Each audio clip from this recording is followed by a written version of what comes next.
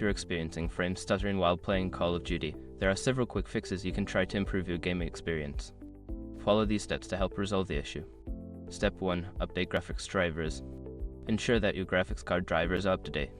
Visit the manufacturer's website, NVIDIA, AMD, or Intel to download and install the latest drivers, as updates often include performance improvements and bug fixes. Step 2. Adjust in-game settings. Lower the graphics settings in the game.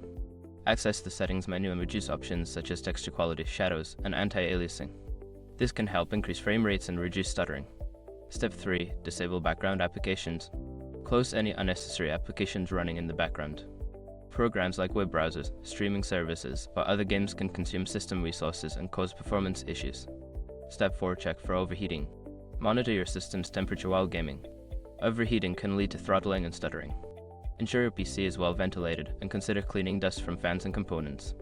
Step 5. Optimize game files. Verify the integrity of the game files through the game launcher like Battle.net or Steam. This process checks for any corrupted files and replaces them, which can help resolve performance issues. By following these steps, you should see an improvement in frame stuttering while playing Call of Duty. Enjoy your gaming experience.